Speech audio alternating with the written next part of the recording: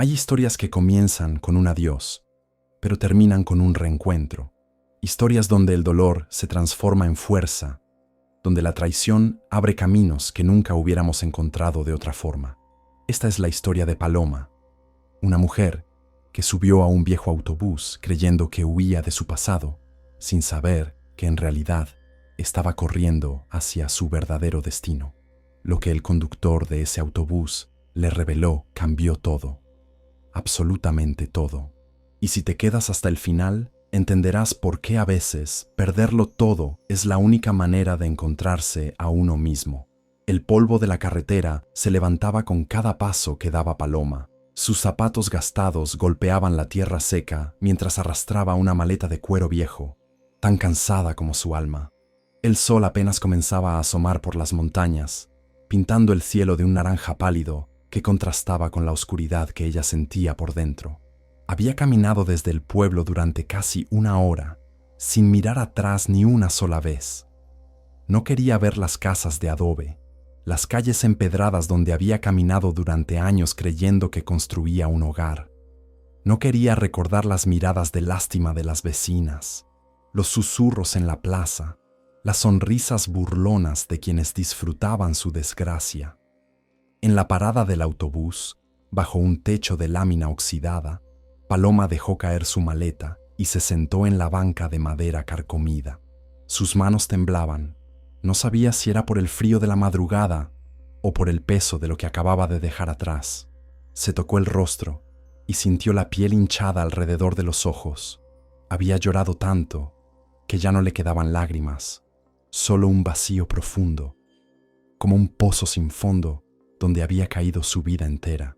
El autobús apareció en la distancia, una silueta oscura que avanzaba lentamente por la carretera polvorienta.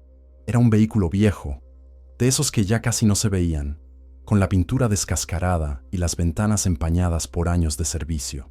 Cuando se detuvo frente a ella con un chirrido de frenos gastados, Paloma levantó su maleta y subió los escalones metálicos. El interior olía a gasolina y a madera húmeda. Los asientos estaban vacíos, forrados con una tela raída de flores descoloridas. Paloma eligió un lugar cerca de la ventana, al fondo, donde nadie pudiera verla llorar si las lágrimas decidían regresar. El conductor la observó por el espejo retrovisor. Era un hombre mayor, de unos 60 y tantos años, con el cabello gris peinado hacia atrás y profundas arrugas alrededor de los ojos. Llevaba una camisa de manga corta, gastada pero limpia, y sus manos grandes y callosas descansaban sobre el volante, con la seguridad de quien ha manejado ese camino 1000 veces. Pero había algo en su mirada, algo que Paloma no pudo descifrar de inmediato. No era curiosidad ni indiferencia, era reconocimiento, como si la conociera de algún lugar, de algún tiempo que ella no recordaba. El motor rugió y el autobús comenzó a avanzar. Paloma apoyó la frente contra la ventana fría y cerró los ojos. Quería desaparecer. Quería que la carretera la llevara tan lejos que nadie pudiera encontrarla nunca más. Ni Darío, ni Ximena, ni las miradas de juicio del pueblo. Quería dejar de ser Paloma, la esposa abandonada, la mujer traicionada, el objeto de burla y compasión. Quería dejar de existir, al menos por un rato. Pero entonces, la voz del conductor rompió el silencio. «Señora». Paloma no respondió. Pensó que tal vez le preguntaría el destino o querría cobrarle el pasaje. «Señora», repitió él, esta vez con más firmeza, pero sin rudeza. «La veo y reconozco esa tristeza. He visto muchas historias en estos caminos. Sabe, 40 años manejando esta ruta. Y puedo decirle algo. Usted está huyendo del lugar equivocado, en el momento equivocado». Paloma levantó la cabeza lentamente. Sus ojos hinchados se encontraron con los del conductor en el espejo. Sintió un escalofrío recorrerle la espalda. «¿Cómo dice?», susurró con la voz quebrada. El hombre no apartó la mirada del camino, pero sus palabras eran tan claras como el cielo que comenzaba a iluminarse. «Usted está buscando escapar de algo, pero lo que no sabe es que hacia donde va hay algo esperándola. Algo que debió llegar a sus manos hace mucho tiempo». Paloma Sintió que el corazón le daba un vuelco. ¿De qué estaba hablando ese hombre? ¿Cómo podía saber algo de ella? Eran completos desconocidos. O eso creía. El conductor dejó pasar unos segundos, como si midiera cada palabra que estaba por decir. Yo conocí a su padre. El mundo de Paloma se detuvo en ese instante. El ruido del motor, el traqueteo de las llantas sobre la carretera irregular, el viento que entraba por las rendijas del autobús. Todo desapareció. Solo existían esas 5 palabras flotando en el aire, imposibles, incomprensibles. ¿Mi padre? Apenas pudo articular. El conductor asintió con calma, sin apartar los ojos del camino. Sí, señora, su padre. Y tengo algo que él quiso que usted tuviera, algo que he guardado durante muchos años, esperando el momento de encontrarla. Paloma sintió que el aire se le escapaba de los pulmones. Su padre, un hombre del que apenas tenía recuerdos borrosos, fragmentos de una infancia que se había desvanecido demasiado pronto. Una risa profunda, unas manos grandes que la alzaban en el aire, el olor a hierro y carbón, y luego, nada. Solo el silencio y las explicaciones vagas de su madre. Tu padre se fue, mija, y no va a volver. Paloma tenía apenas 3 años cuando él desapareció de su vida. Su madre nunca quiso hablar mucho del tema. Cada vez que la niña preguntaba, la mujer desviaba la conversación o se ponía triste, con esa tristeza pesada que Paloma aprendió a no provocar. Con el tiempo dejó de preguntar. Su padre se convirtió en una figura fantasmal, alguien que existió pero que nunca conoció realmente. Y ahora, este hombre, este conductor de autobús en medio de ninguna parte, le decía que lo conoció, que tenía algo para ella. No entiendo, dijo Paloma con la voz temblorosa. ¿Cómo? ¿Quién es usted? El conductor respiró hondo. Mi nombre es Eugenio, y su padre, Sebastián, fue mi mejor amigo. Crecimos juntos, trabajamos juntos, soñamos juntos. Él era el mejor herrero que conocí en mi vida. Un hombre honrado, trabajador, con un corazón del tamaño del mundo. Pero la vida no siempre es justa con los buenos, señora, y su padre aprendió eso de la manera más dura. Paloma se inclinó hacia adelante, aferrándose al respaldo del asiento de enfrente. Necesitaba escuchar cada palabra. Necesitaba entender. ¿Qué pasó? ¿Por qué se fue? Eugenio redujo la velocidad del autobús y se desvió hacia un pequeño camino de terracería que conducía a un claro rodeado de árboles. Detuvo el vehículo, apagó el motor y se giró para mirarla directamente. Sus ojos estaban llenos de una ternura antigua, de esas que solo da el tiempo y los recuerdos compartidos. Él no se fue porque quiso, señora. Lo obligaron a irse. Lo acusaron de algo que nunca hizo. Antes de que Paloma pudiera preguntar más, Eugenio se levantó de su asiento y caminó hacia la parte trasera del autobús. Se agachó y sacó una caja de madera vieja de debajo del asiento del conductor. La caja estaba cubierta de polvo, con las esquinas desgastadas por el tiempo, pero aún se mantenía firme. La llevó hasta donde estaba Paloma y la colocó en el asiento junto a ella. Esto es suyo. Su padre me lo dio antes de morir. Me hizo prometer que algún día la encontraría y se lo entregaría. Me tomó años, señora. Pregunté en pueblos, busqué entre familias, seguí rumores. Y hoy, cuando la vi subir a mi autobús con esa maleta y esos ojos llenos de dolor, supe que era usted. Tiene su misma mirada, la misma frente, la misma forma de apretar los labios cuando está aguantando el llanto. Paloma extendió las manos temblorosas hacia la caja. La madera estaba fría bajo sus dedos. Con cuidado, levantó la tapa. Adentro había un sobre amarillento, doblado con cuidado, y al lado, un pañuelo bordado con las iniciales SR. Sebastián Reyes, su padre. Paloma tomó el sobre.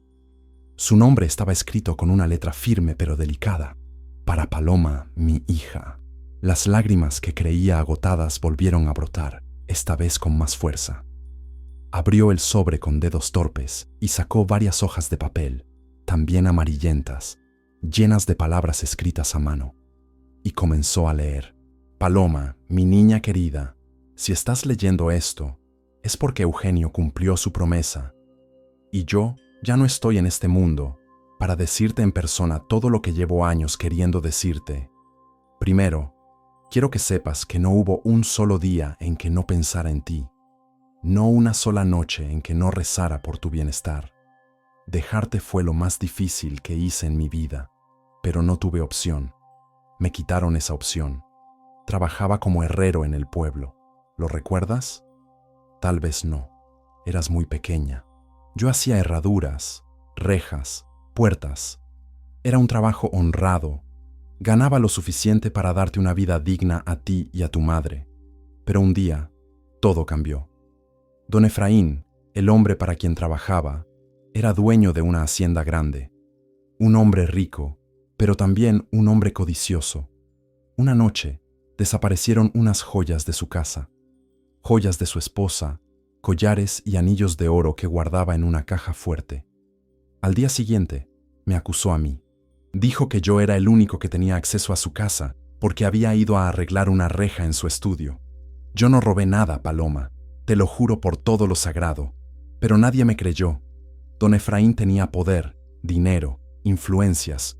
Yo era solo un herrero humilde. Mi palabra no valía nada frente a la suya. Descubrí la verdad por accidente. Una noche escuché a don Efraín hablando con otro hombre en la taberna. Estaban borrachos y hablaban sin cuidado. Él mismo había escondido las joyas y había cobrado el seguro. Me usó como chivo expiatorio. Cuando lo confronté, me amenazó. Dijo que si no me iba del pueblo inmediatamente, me haría encarcelar. O algo peor. Tuve que huir, mija. Dejé todo. A tu madre. A ti. Mi corazón se rompió en 1000 pedazos, pero sabía que si me quedaba, terminaría en la cárcel o muerto, y ustedes quedarían desamparadas. Me fui a otro pueblo, lejos, donde nadie me conociera. Empecé de nuevo como herrero. Trabajé día y noche, ahorrando cada centavo. No para mí, sino para ti. Porque sabía que algún día, de alguna forma, podría dejarte algo mejor que un recuerdo amargo. Compré un pequeño terreno cerca de las montañas. Una casita de piedra, sencilla pero firme. Tiene un jardín, árboles frutales y una oficina en la parte de atrás donde guardé mis herramientas. Quería que fuera tuyo, Paloma. Un lugar donde pudieras empezar de nuevo si alguna vez lo necesitabas. No pude volver a verte. Tu madre se volvió a casar y me prohibió acercarme. Entendí su dolor, su enojo, pero eso no disminuyó mi amor por ti. Estoy enfermo, mija. Los doctores dicen que me queda poco tiempo, pero antes de irme, le di a Eugenio todos los documentos de la propiedad. Él te los entregará. Y cuando llegues a esa casa, quiero que sepas que cada clavo, cada piedra, cada tabla fue puesta pensando en ti. Perdóname por no haber estado a tu lado, pero nunca, nunca dejé de ser tu padre.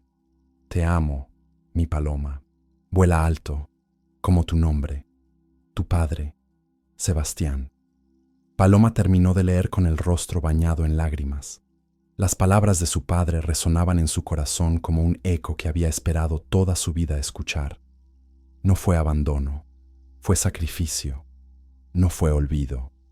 Fue amor en su forma más pura y dolorosa. Eugenio permanecía en silencio, dándole el espacio que necesitaba para procesar todo. Finalmente, después de varios minutos, Paloma levantó la mirada. ¿Es verdad?, preguntó con la voz rota. ¿Todo esto es verdad? Eugenio asintió. Cada palabra, señora. Su padre era un hombre bueno y sufrió injusticias que no merecía, pero jamás dejó que la amargura lo consumiera. Trabajó hasta el último día de su vida pensando en usted. Paloma apretó la carta contra su pecho. Algo dentro de ella comenzaba a sanar. No era la herida de Darío, no era la traición reciente. Era una herida más vieja, más profunda. La herida de haber crecido sin un padre, creyendo que la había abandonado. Y ahora, décadas después, descubría que nunca fue así. Yo no sé qué decir. Eugenio sonrió con ternura. No tiene que decir nada, señora, pero si me permite, me gustaría llevarla a ese lugar, a la casa que su padre le dejó. Estás a unas horas de aquí, en un pueblito llamado Santa Teresa, cerca de las montañas. Es un lugar tranquilo, bonito.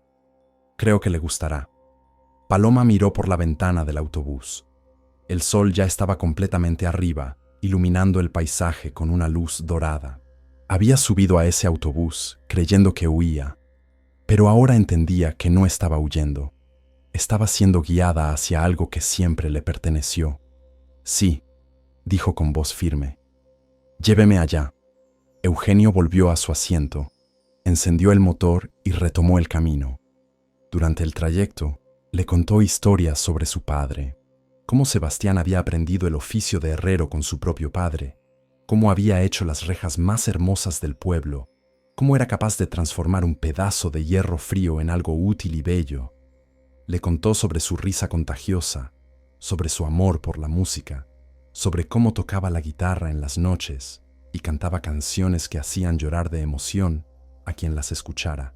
Él siempre decía que el hierro y las personas eran parecidos, dijo Eugenio, con una sonrisa nostálgica, que ambos necesitaban pasar por el fuego para volverse fuertes, y que solo las manos adecuadas podían moldearlos en algo valioso.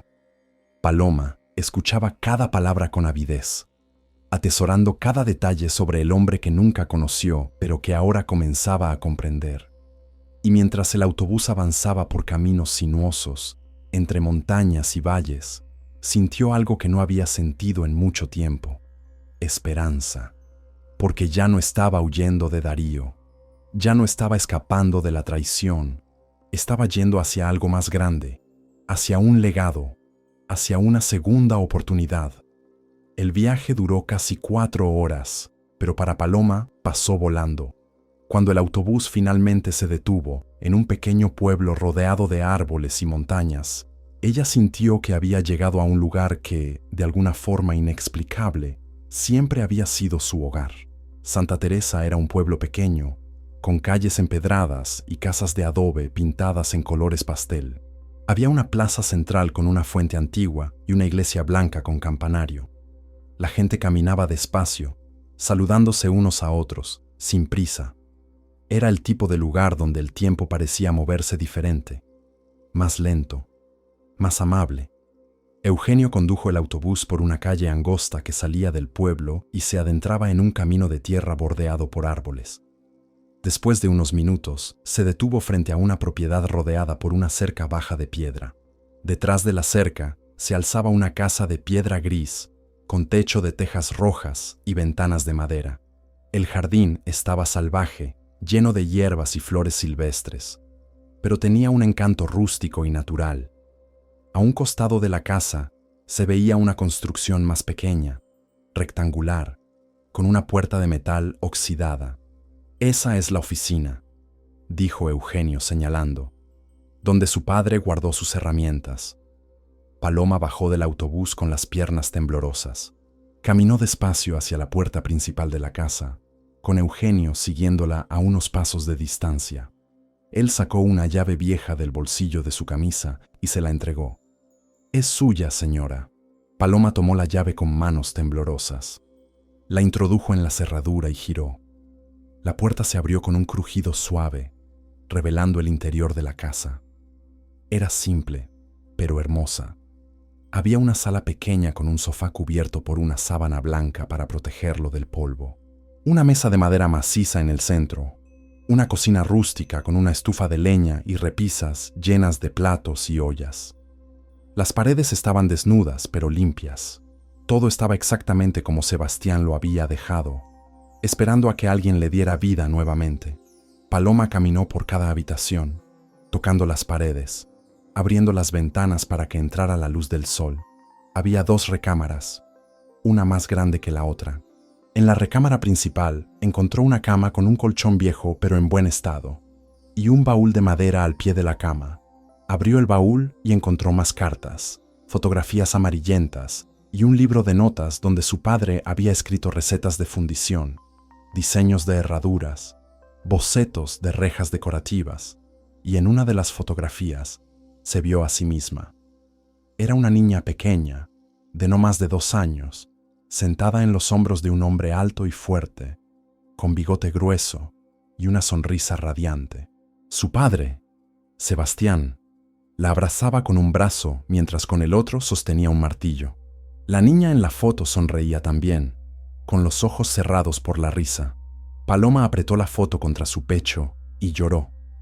Pero esta vez no eran lágrimas de dolor, eran lágrimas de reencuentro, de sanación, de gratitud. Después de explorar la casa, salió al jardín. Eugenio estaba sentado en un banco de piedra, fumando un cigarrillo y observando el paisaje. Al verla salir, apagó el cigarrillo y se puso de pie. ¿Qué le parece? Es perfecto, dijo Paloma, con una sonrisa genuina por primera vez en mucho tiempo. No puedo creer que todo esto sea mío. Su padre trabajó muy duro para dárselo. Quería que tuviera un lugar seguro, un lugar donde pudiera ser feliz. Paloma miró hacia la oficina al fondo del terreno. ¿Puedo entrar ahí? Por supuesto, es su propiedad. Caminaron juntos hacia la pequeña construcción. Eugenio tenía otra llave, más pequeña, que abrió la puerta de metal. Adentro, el aire olía a hierro, carbón y aceite. Las herramientas de Sebastián estaban ahí, colgadas en las paredes o apiladas en estantes.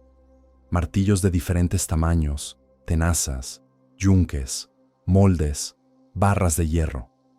Todo estaba ordenado con cuidado, como si el herrero fuera a regresar en cualquier momento a seguir trabajando. Paloma pasó los dedos sobre un martillo grande, sintiendo el peso del mango de madera gastado por años de uso. Él amaba esto, dijo Eugenio. Decía que el hierro era honesto, que si lo trabajabas con paciencia y respeto, te daba lo mejor de sí, pero si lo apurabas o lo maltratabas, se quebraba. Paloma asintió, absorbiendo cada palabra. Quiero aprender, dijo de repente. Quiero aprender lo que él hacía.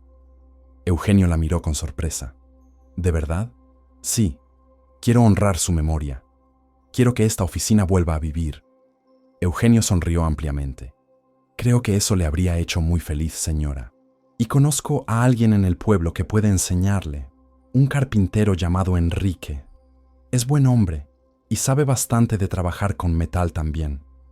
Estoy seguro de que estaría encantado de ayudarla. Paloma asintió. Por primera vez en años, sentía que tenía un propósito.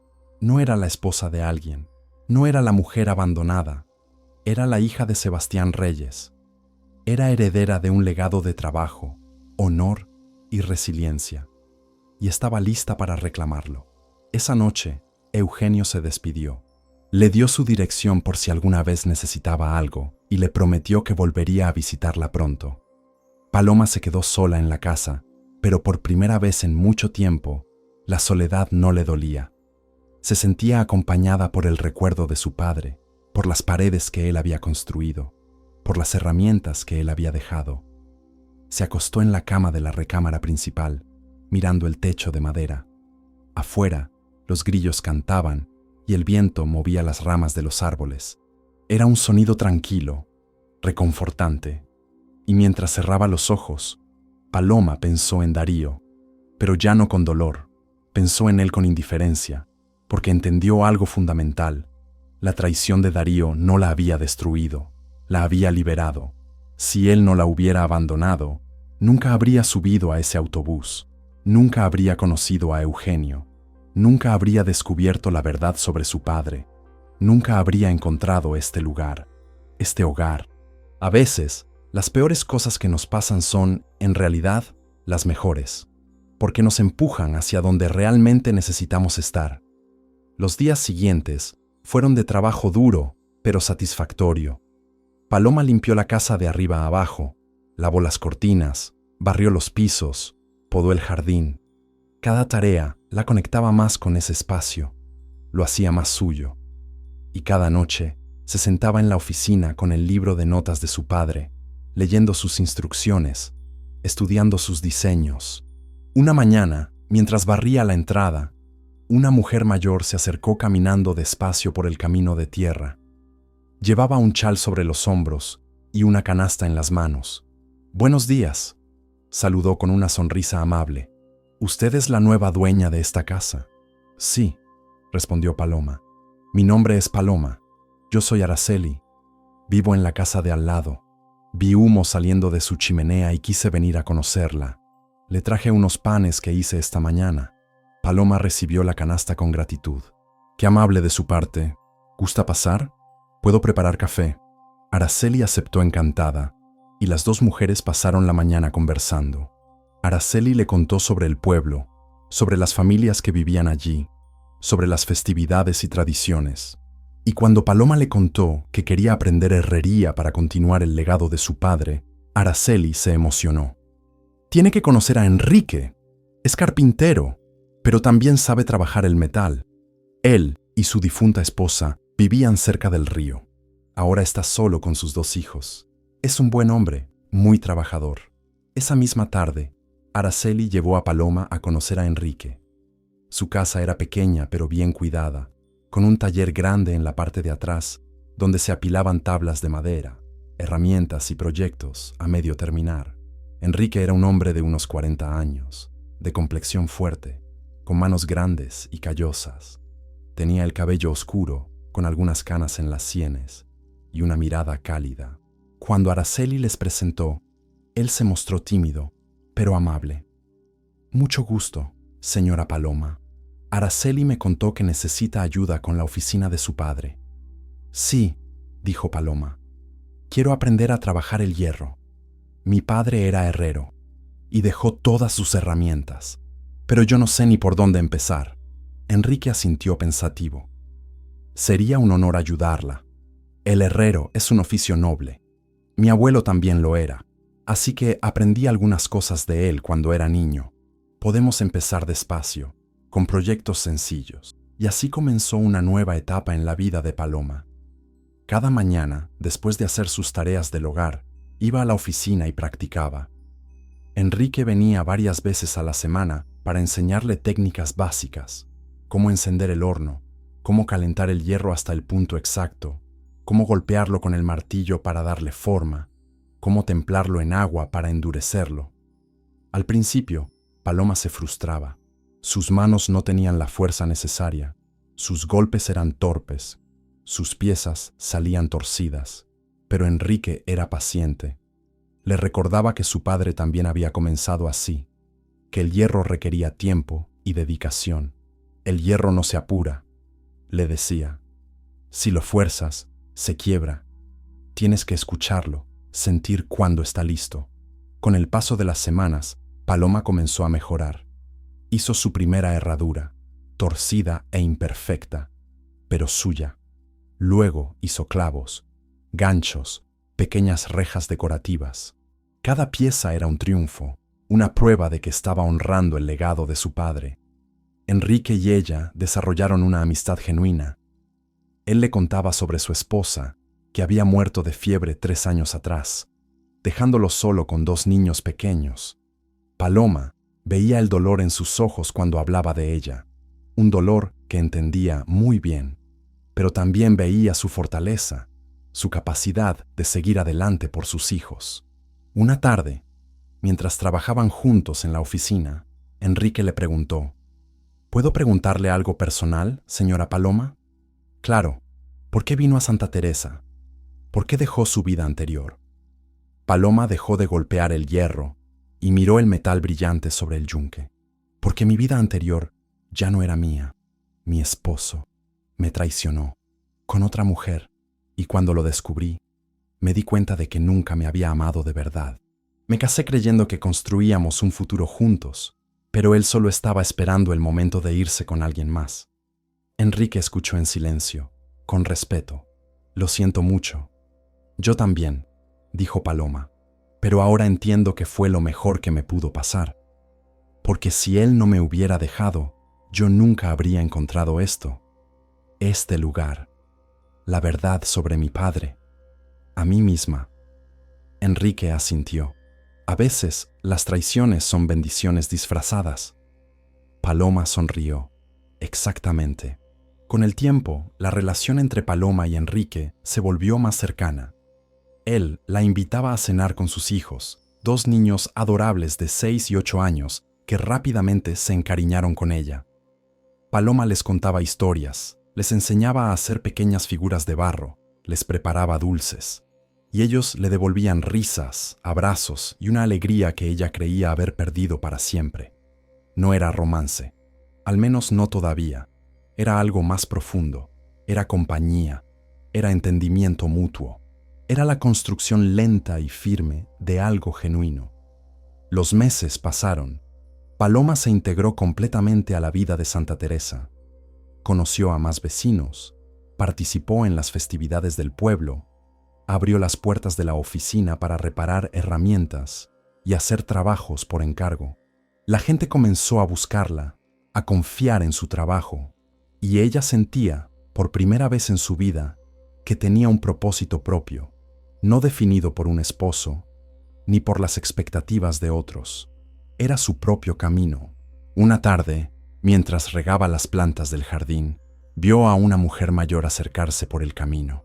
Era elegante, a pesar de su edad avanzada, con el cabello blanco recogido en un moño y un vestido sencillo pero bien planchado. Llevaba un bastón de madera y caminaba despacio, con cuidado. «¿Señora Paloma?», preguntó al llegar a la cerca.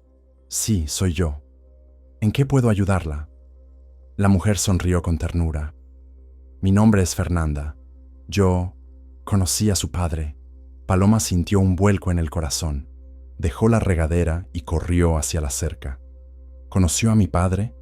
¿A Sebastián?». «Sí, mija. Fui su vecina durante los últimos años de su vida. Vivíamos en el mismo edificio, en el pueblo donde él se refugió después de huir. Yo sabía de usted, de su historia. Él me hablaba de usted todo el tiempo». Paloma abrió la cerca de inmediato. «Por favor, pase. Cuénteme todo». Fernanda entró y se sentaron en la sala. La mujer sacó de su bolso un paquete envuelto en tela vieja. «Cuando Sebastián murió, me dejó esto. Me pidió que algún día se lo entregara a usted si lograba encontrarla. Pero yo soy vieja y ya no puedo viajar tanto. Cuando supe que usted había llegado a Santa Teresa, vine lo más rápido que pude». Paloma desenvolvió el paquete con manos temblorosas. Dentro había más cartas, algunas fotografías y un documento oficial con sellos y firmas. «¿Qué es esto?», preguntó, mirando el documento. «Es la prueba de la inocencia de su padre», dijo Fernanda. «Unos meses antes de morir, un abogado del pueblo donde ocurrió el robo vino a buscarlo. Habían encontrado evidencia de que don Efraín había mentido. Las joyas aparecieron en una casa de empeño en otra ciudad, vendidas por el mismo don Efraín bajo un nombre falso.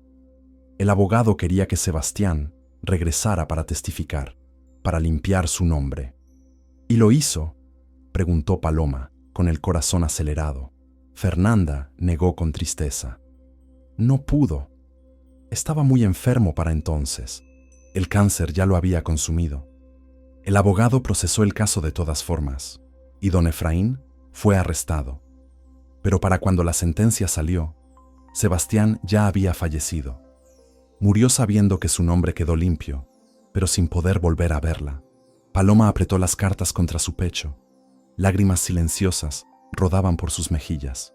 «Él era inocente, siempre lo fue, siempre», confirmó Fernanda. «Y hay algo más que debes saber, mija, algo importante». Paloma levantó la mirada. «¿Qué cosa?». Fernanda respiró hondo, como si las palabras que estaba por decir fueran pesadas. «Este terreno que su padre le dejó vale mucho más de lo que usted imagina». Paloma frunció el ceño. «No entiendo. Es solo una casa pequeña y una oficina». «No, mija, no es solo eso. Su padre descubrió algo aquí antes de comprar la propiedad. Debajo de la oficina hay un manantial de agua. Agua limpia, cristalina, que nunca se seca, ni siquiera en las peores sequías». Paloma se quedó en silencio, procesando la información. Fernanda continuó. «En los años 50, cuando su padre compró esto, el agua no valía mucho. Había ríos, pozos, lluvias regulares. Pero ahora, mija, la cosa es diferente. Toda esta región sufre de escasez de agua durante el verano. Los pozos se secan, los ríos bajan de nivel, pero este terreno tiene agua todo el año, y hay gente dispuesta a pagar una fortuna por eso». Paloma sintió que la habitación daba vueltas. «¿Cuánto?». «Hace unos meses, un grupo de comerciantes y hacendados vino a buscarme. Sabían que yo conocía a Sebastián. Querían saber si había herederos. Me ofrecieron una suma enorme para comprar este terreno. Les dije que no sabía nada, pero ahora que usted está aquí, seguramente vendrán a buscarla. Paloma se levantó y caminó hacia la ventana. Miró el jardín, la oficina, las montañas a lo lejos. Este lugar, el legado de su padre, su hogar. No voy a vender, dijo con firmeza. Fernanda sonrió. Me alegra escuchar eso, mija, porque su padre no compró esto para que usted lo vendiera. Lo compró para que tuviera raíces, para que tuviera un lugar propio. Paloma se giró hacia ella. ¿Qué hizo mi padre con el agua? Él compartía. Dejaba que los vecinos vinieran a llenar sus cántaros. Nunca cobró un centavo. Decía que el agua era un regalo de Dios, no algo que se debe vender. Paloma asintió. Sabía exactamente qué tenía que hacer. En las semanas siguientes, tal como Fernanda había predicho, llegaron hombres de la ciudad. Traían trajes elegantes, maletines de cuero y ofertas escritas en papel fino. Le ofrecieron cantidades que Paloma nunca había imaginado tener.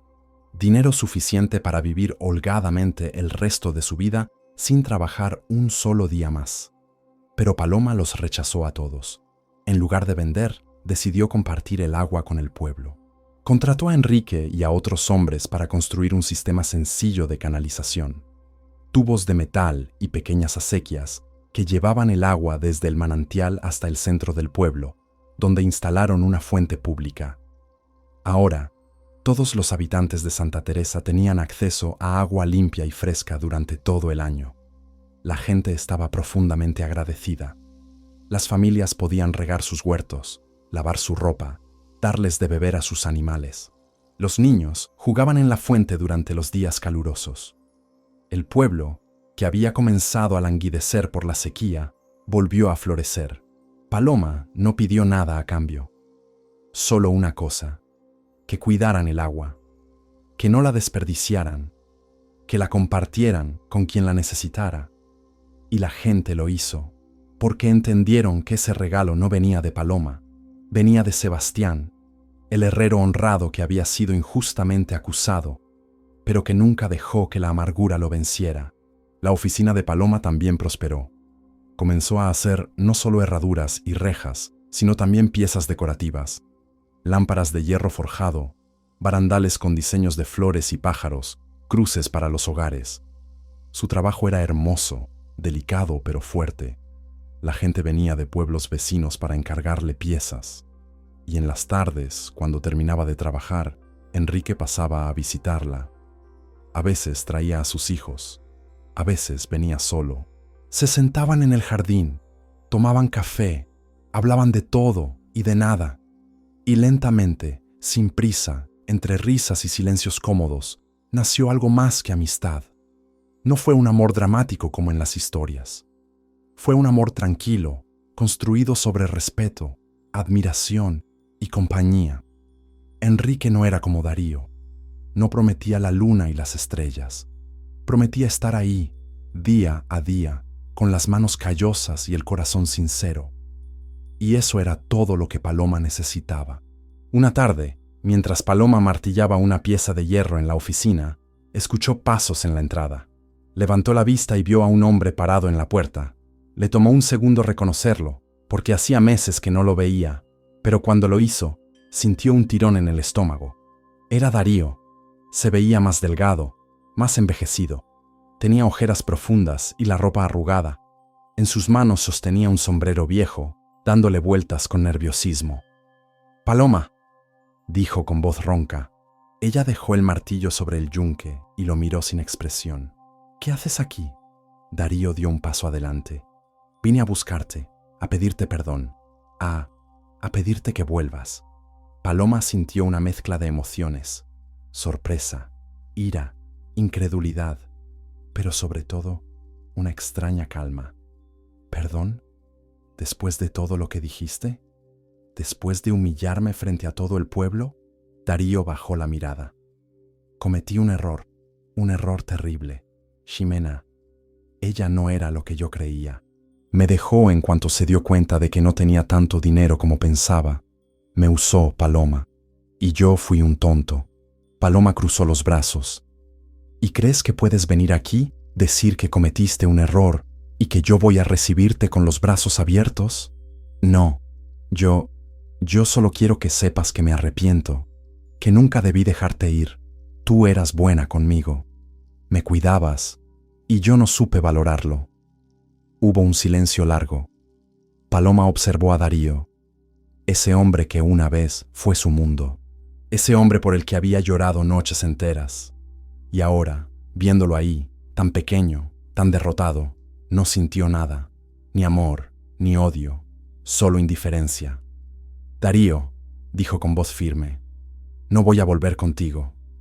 Él levantó la vista bruscamente. Paloma, por favor. No, interrumpió ella. No voy a volver porque ya no soy la misma mujer que dejaste. Esa mujer murió el día que subió a un autobús con una maleta y el corazón roto. La mujer que está frente a ti ahora es alguien diferente. Alguien que encontró su propio camino, su propio valor, su propia fuerza.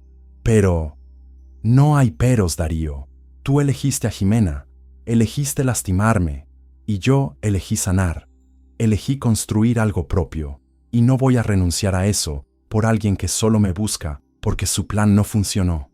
Darío apretó el sombrero entre sus manos. ¿Hay alguien más? Paloma pensó en Enrique, en sus manos trabajadoras, en su risa sincera, en la forma en que la miraba con respeto y admiración. Pero no le debía esa respuesta a Darío. Eso ya no es asunto tuyo. Darío asintió, derrotado. Se puso el sombrero y dio media vuelta. Perdón por todo, Paloma. De verdad, ella no respondió. Solo lo vio alejarse por el camino de tierra, haciéndose más pequeño con cada paso, hasta desaparecer entre los árboles. Cuando Darío se fue, Paloma sintió una liberación profunda. Era el cierre que necesitaba, la confirmación de que había tomado la decisión correcta. No sentía triunfo, ni satisfacción vengativa, solo paz.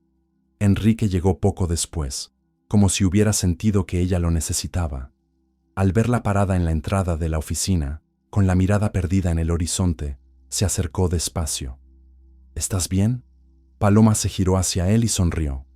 Sí, estoy más que bien. Esa noche, Paloma escribió una carta, no a Darío, ni a nadie del pueblo donde había vivido antes. Escribió una carta a su padre. Querido papá, hoy entendí por qué tuviste que pasar por todo lo que pasaste. No fue justo, no fue merecido, pero te hizo el hombre que fuiste. Fuerte, honrado, generoso. Encontré tu casa, encontré tus herramientas, encontré tu legado, y te prometo que lo voy a cuidar, que voy a continuar tu trabajo, que voy a honrar tu nombre. Gracias por no olvidarme. Gracias por dejarme este lugar. Gracias por enseñarme, aunque sea a través del tiempo y la distancia, que el hierro y las personas son iguales. Necesitamos pasar por el fuego para volvernos fuertes. Te amo, papá. Y aunque nunca te conocí de verdad, ahora sé quién eras. Y estoy orgullosa de ser tu hija, tu Paloma. Dobló la carta y la guardó en el baúl junto a las otras cartas de Sebastián. Luego salió al jardín, miró las estrellas y sintió la presencia de su padre, no como un fantasma, sino como un eco cálido en su corazón. Los años pasaron. Santa Teresa prosperó gracias al agua que Paloma compartió. Se convirtió en un pueblo conocido por su generosidad y su sentido de comunidad. Paloma se casó con Enrique en una ceremonia sencilla en la iglesia del pueblo, con sus hijos como testigos y todo el pueblo celebrando. No fue el matrimonio de ensueño que había imaginado de joven. Fue algo mejor, un matrimonio real, construido sobre bases sólidas. Paloma nunca dejó la herrería. Enseñó el oficio a jóvenes del pueblo, incluyendo a Araceli, una muchacha de 18 años con manos hábiles y un corazón enorme.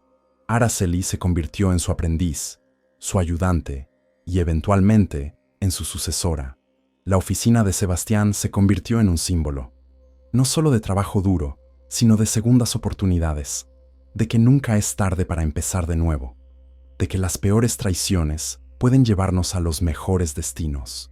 Y Paloma, de pie frente a su hogar, con las manos callosas por el trabajo y el corazón lleno de paz, entendió algo fundamental. La traición de Darío no la había destruido, la había liberado. El abandono de su padre no había sido olvido, había sido protección. Y el dolor que había sentido no fue en vano, fue el fuego que la transformó en la mujer que siempre debió ser. Porque a veces, las historias más hermosas comienzan con las despedidas más dolorosas. Y las personas más fuertes son aquellas que, como el hierro, pasaron por el fuego y decidieron no quebrarse, sino moldearse en algo mejor. Paloma miró hacia el horizonte, donde el sol comenzaba a ocultarse detrás de las montañas, pintando el cielo de naranjas y rosas, y en ese momento supo con certeza que estaba exactamente donde debía estar, no huyendo de algo, sino viviendo para algo, y eso lo cambiaba todo. Si esta historia te tocó el corazón, si te hizo reflexionar sobre las segundas oportunidades, sobre cómo a veces las traiciones más dolorosas son las bendiciones más disfrazadas, déjame un comentario. Cuéntame, ¿alguna vez algo que pensaste que era el final resultó ser el mejor comienzo?